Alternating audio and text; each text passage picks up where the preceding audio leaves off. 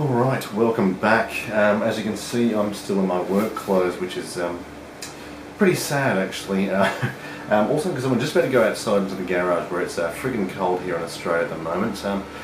This week I wanted to give you a bit of an idea of what you're getting yourself into if you're going to get into a bit of the home arcade sort of feel.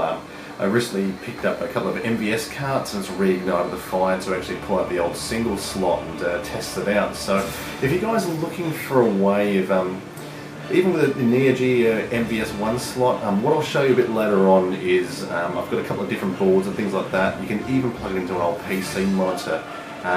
What it does require though is a fair bit of searching, a bit of mucking around with some cables, and untangling a lot of wires with the Jamma Harness. But what we'll do is we'll go outside in the freezing cold. I'll pour myself a scotch to warm the soul, so to speak, and perhaps numb the brain after a hard day at work. And we'll check out how to arcade yourself. Basically what I'm going to show you is basically everything pulled out in all its wiry form.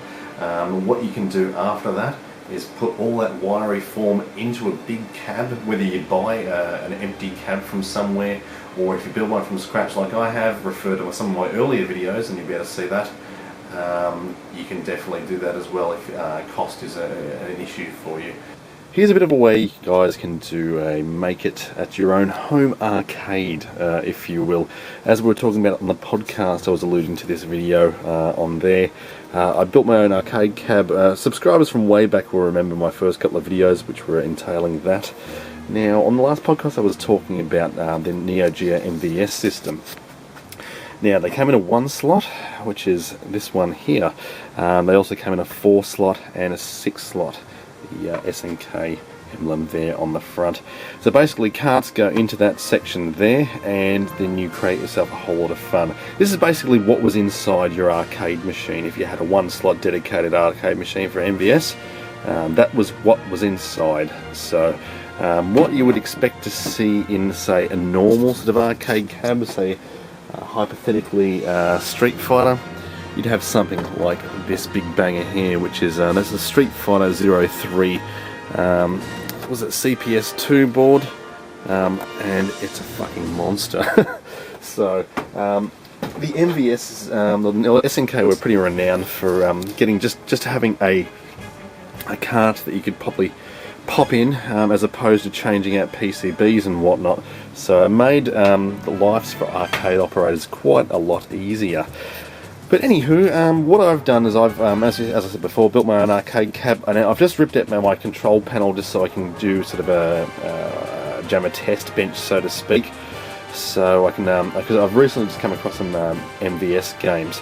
So I've pulled this out from my arcade cab, and I'm going to test out some Neo Geo games, and hopefully I can get it all up and going for you, and we can see some of that stuff in action. Now, one thing you will notice with the MVS, it is Jamma adaptable. So basically, when someone talks about is it Jamma or not, and you're going, what the hell are they talking about? It's basically this pin out through here. Each one of these pins has a specific meaning, and it goes off into its little mazes to control certain things, whether it's graphics, sound, what have you. Basically, if it's a Jamma adaptable PCB, it's obviously a good thing for you. There was some of the earlier Sega ones and some of the really older PCBs which had their own sort of fingerboards and whatnot, but that's basically Jamma standard. Now a Jamma Harness itself looks like this massive heap of wires. 28 pin Jamma Harness there.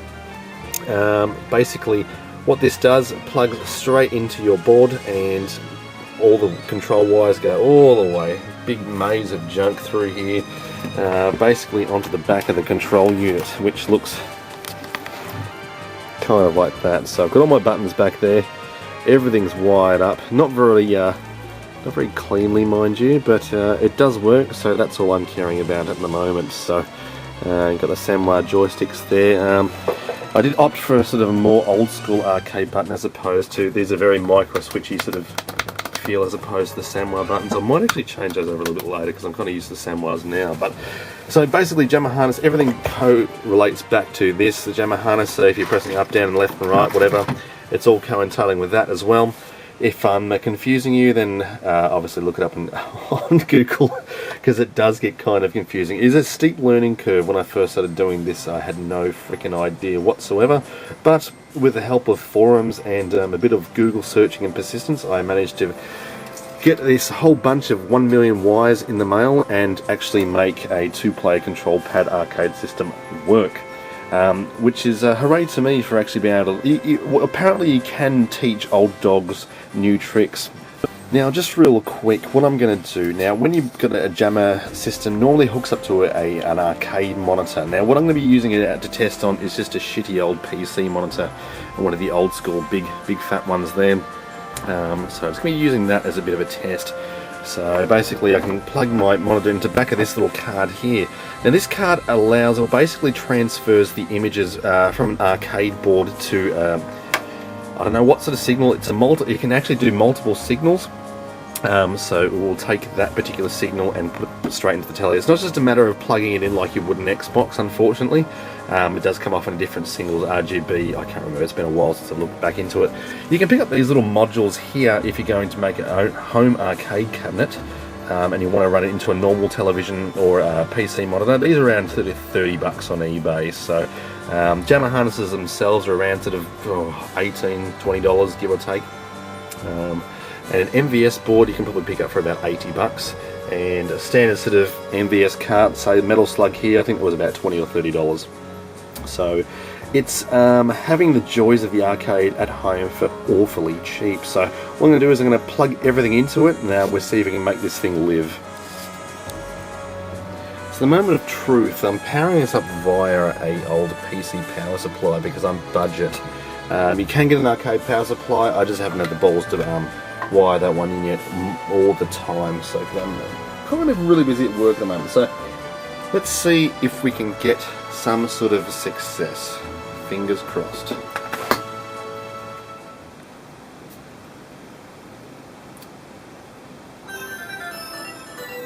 Oh yeah. That is the sound of success, people.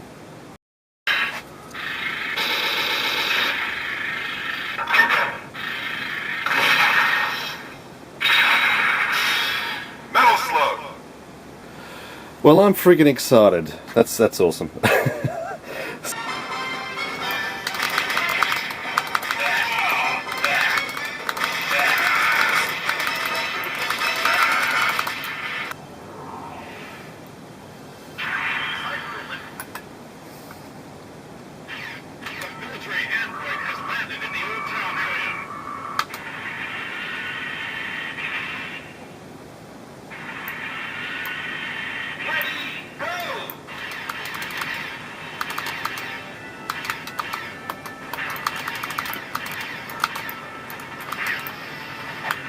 After we've played all those MVS games, you can also pick up something like this, which is worth about $100, give or take, which is an iCade 60-in-1 board, which I've referred to in one of my earlier videos. It's basically a little PCB full of 60 emulated classic games, yeah, well, it's not bad. They're emulated quite well, so we'll check that out and then we'll finish off.